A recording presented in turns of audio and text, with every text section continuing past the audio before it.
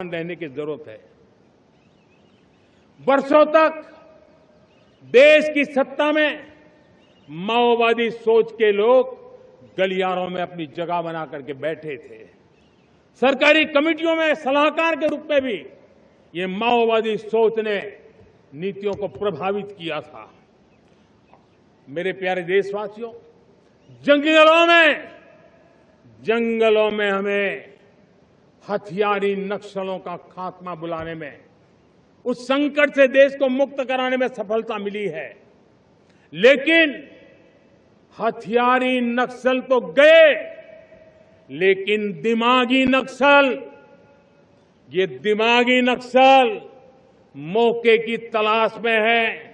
हिंसा अराजकता के वो रास्ते खोज रहे हैं, समाज को गलत राह पर घसीटने के लिए भांति भांति के दांव कर रहे हैं।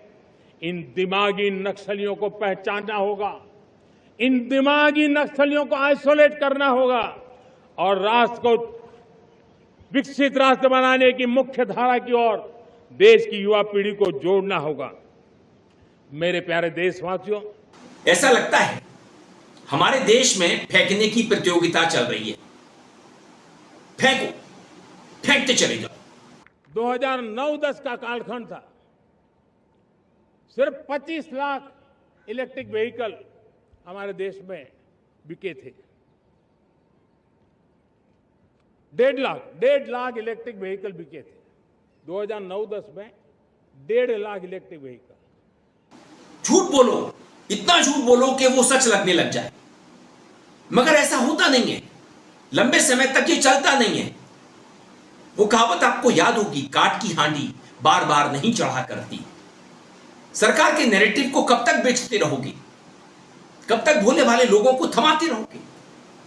कब तक अयोध्या लूट के लिए सरकार का नैरेटिव सेट करते रहोगे कि गजनवी ने तो ये किया था, यहां पर क्या हुआ, यहां पर बलात्कार नहीं हुए मंदिर परिसर में, ये अपने लोगों ने किया है, छोटा सा मामला है। अगर लाला कुछ कहता है आप विश्वास करोगे? अरे ये तो बहुत साल से कह रहा है, सरकार बनाने में इसने अहम भूमिका निभाई थी, लोगों ने विश्वास किया था कि योगी बाबा है, ये हमारे स्वास्थ्य को ठीक कर देता है। मगर इसने जो दवाएं बनाई, उसके जो विज्ञापन बनाए, ना तो दवाएं कसौटी पर खरी उतरी, विज्ञापन भी भ्रामक निकले। अदालत ने बार बार कहा है, मगर लाला बाज नहीं आता। लाला अपना ज्ञान ठेलता रहता है, समझता है कि सब मुझ पर विश्वास कर लेंगे। कभी कुछ कहता है, कभी कुछ कहता है, और जब इसकी जुबान पकड़ लो तो कहता है कि मेरी पूंछ उखाड़ लोगे क्या? उखाड़ ले मेरी पूंछ। तो ये अलग तरह के लोग हैं, इनकी चमड़ी भी अलग तरह की है। आप समझ गए होंगे चमड़ी से मेरा मतलब क्या है। लाला ने स्कूली छात्रों का पक्ष लिया, कहा कि गंभीर समस्या है, जो देश में जेनजी का आंदोलन चल रहा है, स्कूली छात्र अब प्रोटेस्ट करने लगे, सड़क पर उतरने लगे, अपनी मांगे मनवाने लगे।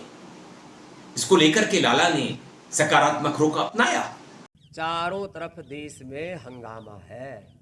छोटे छोटे स्कूल कॉलेजों से बच्चे निकल रहे हैं कि हमारे यहाँ टीचर नहीं है, हमारे यहाँ लाइट नहीं है, हमारे यहाँ पानी नहीं है, हमारे यहाँ शौचालय नहीं है, हमारे यहाँ टीचर है तो किताबें नहीं है, किताबें हैं तो टीचर नहीं है, और टीचर है तो पढ़ाई में नकल हो जाती है, कहीं पेपर लीक हो जाता है, और पेपर पास भी कर लिया, 10वीं 12वीं का बोर्ड एग्ज़ाम भी दे लिया, तो 10वीं 12वीं के जो एग्ज़ाम के मार्क्स हैं वो कहीं जुड़ते ही नहीं है। कॉम्पिटिटिव एग्ज़ाम्स के आधार पर ही आगे यूनिवर्सिटी में सिलेक्शन होता है, और उसके बाद में फिर जो है जब कहीं नौकरी की बारी आए, खास करके गवर्नमेंट जॉब्स में इंटरव्यू के दौरान 90 से 99% घोटाला होता है। अपने विचार, अपने संस्कार, अपने संगठन, अपने ही जाति वर्ग समुदाय के लोगों को ठोक लेते हैं और बाकी को बाहर धक्का मार देते हैं। ये बहुत ही अपमानजनक है, ये लोकतंत्र के खिलाफ है, ये न्याय के भी खिलाफ है। एक तरफ हम कह रहे सत्यमेव जयते, यतो धर्मस्ततो जये, हमने शासकीय उद्घोष बना दिए, और वहाँ जब किसी को इंटरव्यू की बारी आती है तो 10 में से पहले से तय करके और पैसे लेके 25-50 लाख 1-1 करोड़ रुपए की रिश्वत लेकर के फिर भर्ती करते हैं। अब ऐसे ही आंदोलन करना पड़ा तो देश कैसे चलेगा। इसलिए भाई सुधर जाओ। कहा कि समस्या है, समाधान ढूंढना होगा। उसके बाद जबलपुर, वहां पर बाबा पलट गया, लाला पलट गया। लाला कहने लगा कि बच्चे स्कूल नहीं जाएंगे, छात्र कॉलेज नहीं जाएंगे, आंदोलन करेंगे तो पढ़ाई कहां करेंगे। यदि देश का बच्चा जो भी प्राइमरी स्कूल में पढ़ रहा है आप उसको आंदोलन में धकेल देंगे तो बच्चे पढ़ेगा कब? उसको पता ही नहीं कि आंदोलन क्या होता है। आपने उसको फूंक मार दी कि जा तू भी जा करके थाने का घेराव कर ले, तू भी सड़क पे उतर जा, तू भी एडीएम और डीएम का घेराव कर ले।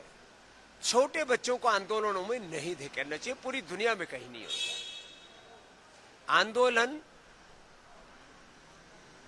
ये अभिभावकों का उत्तरदायित्व है बच्चों के लिए, और जब बच्चे जब एडल्ट हो जाते हैं तब उनको अपने अधिकारों के लिए संघर्ष करना चाहिए और अपने कर्तव्यों के पालन के लिए भी प्रतिबद्धता उनके अंदर बढ़नी चाहिए।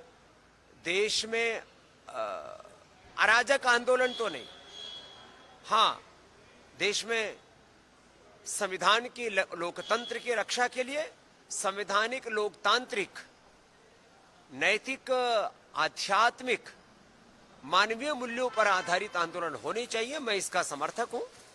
आंदोलन के नाम पर अनारकी अराजकता भी नहीं होनी चाहिए। और इस तरह की बातें पहले भी हो चुकी हैं, और प्रधानमंत्री ने जो सर्टिफिकेट दिया है देश के युवाओं को, देश के जेनजीज को, वो बड़ा घातक है। एक ठप्पा लग गया है देश के युवाओं पर दिमागी नक्सल होने का, और प्रधानमंत्री को दुनिया सुनती है। वो खुद अपने आप को विश्वगुरु कह चुके हैं एक प्रधानमंत्री के सामने मंच पर। अगर प्रधानमंत्री ने, विश्वगुरु ने देश के असहमतों को यानी युवाओं को, जेनजीज को एक सर्टिफिकेट दिया है, इन्हें दिमागी नक्सल बतलाया है, तो इसका संदेश साफ है। दुनिया को यह संदेश पहुंच चुका है, जा चुका है। अब भारत के युवाओं को दुनिया भी, दुनिया के तमाम देश भी दिमागी नक्सली समझेंगे। ऐसे में उन्हें काम कैसे मिलेगा, उन्हें जॉब्स कैसे मिलेंगी, उन्हें पढ़ाई के मौके कैसे मिलेंगे, जब भारत का प्रधानमंत्री इस तरह की बात कह रहा है। तो इस बात को हमें गंभीरता से लेना चाहिए। प्रधानमंत्री की हर बात का कोई मतलब होता है। भले वो सिविल डिफेंस बनाने की बात करें, जो पहले से है, बजरंग दल पहले से है, तमाम आउटफिट्स इस तरह का काम करते हैं सिविल डिफेंस के नाम पर, मॉब लिंचिंग का, तो वो आगे होगी, उसकी तैयारी हो चुकी है। वीडियो पसंद आने पर आप इसे लाइक करें, दोस्तों साथियों में शेयर करें, चैनल को सब्सक्राइब भी कर दें, बेल आइकन का घंटी जैसा बटन दबा दें, जिससे कि आने वाली वीडियो की आपको नोटिफिकेशन मिल सके। आप अपनी प्रतिक्रिया मेल आईडी और कमेंट बॉक्स में भेज सकते हैं। मैं था आपके साथ अरविंद, आप देख रहे थे मुझे अपनी मंच अरविंद से। नमस्कार।